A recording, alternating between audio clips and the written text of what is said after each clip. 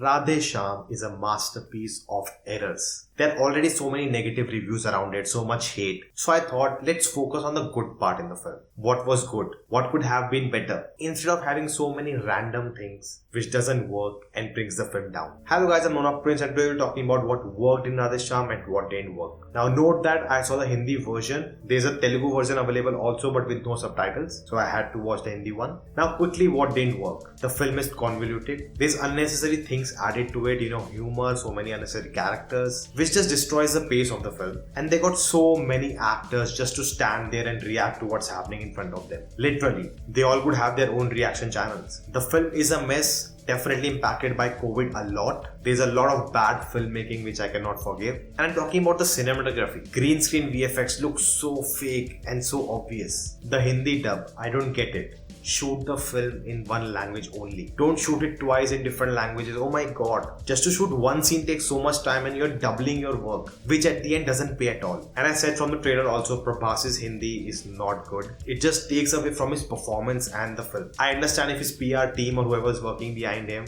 is asking him to do it himself so he can make his own image pan-India with his own voice. But at the cost of the film itself, no. It just doesn't feel natural. And it was same with Sahu. There are so many parallels. It's by UV Creations and they haven't learned a lesson. There are so many things you could have just cut down from the narrative. You could have focused just on that love story, which was a good part. We'll come to that later. The film can actually start from the first time they both meet, and him being the world's best palm reader can be a twist later in the film. Now the set design is epic. The VFX for the train, the forest, it feels like a fantasy film, but it's not. And I'm like, if you want to do this, just make a fantasy film. Why you have to make it into reality? Whereas it doesn't look like reality. And that actually bites them back later because they are unable to finish the VFX and some shots just look bad. And all of that shows they didn't have trust in this vision. Like you have to add the comedy track, you have to add drama track, you have to add some action and chase sequences which makes no sense. And that says it that your main concept, you don't feel it strong enough and you need all of these things as a padding. So it works at the box office and you can get the money back. You can actually see where the 300 crores was spent. But was it necessary?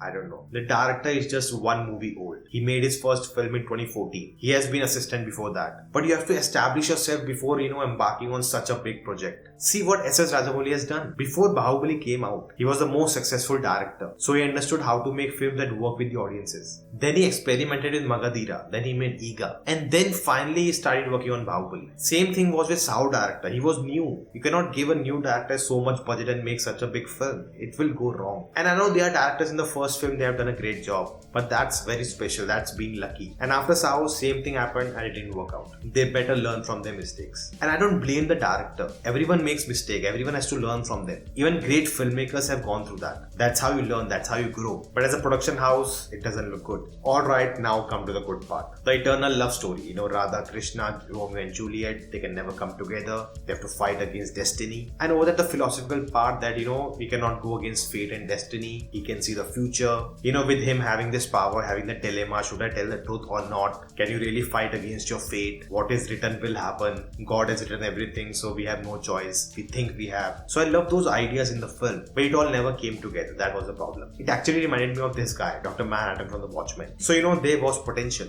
Now there were some epic sets, production design was amazing. VFX for some sequences was outstanding, especially the climax scene, but of course devoid of logic. Pooja Hegde, one of her best performances. She had so much to do in the film, not just play a heroine to Prabhas. I can say one of our best performances. And coming to Prabhas, I would like to say that I like the choices he's making after Bahubali. It's very difficult how to follow up to a movie which has become a landmark in the Indian cinema. And I totally understand, why he said yes for Sahu, why he said yes for this film. But the thing is, the execution for both the films didn't work out. And I'll not blame Prabhas for it. I don't know how much creative input he has as an actor, but going forward, he should interfere and not let the filmmakers depend on his stardom than the script. Now he has Salar coming with Prashant Neel. Prashant Neel, who has established himself as a director who can make big films. So I am looking forward to that one. He's also doing a film with Deepika Padukone, which also has Amitabh Bachchan in it, directed by Nag Ashwin. So that's pretty interesting. There was a good film within all of it. You just had to go back to writing and having more and more drafts and execute the film in an efficient manner, which makes sense in the film also. So guys, that was the video. Next big film is Triple R. Cannot wait for that one. Hopefully, fingers crossed. I trust in S.S. Rajamouli. So if you haven't subscribed, do subscribe to get that review. Till then, you can check out my video on the top 10 Telugu films. Thank you for watching and I'll see you next time.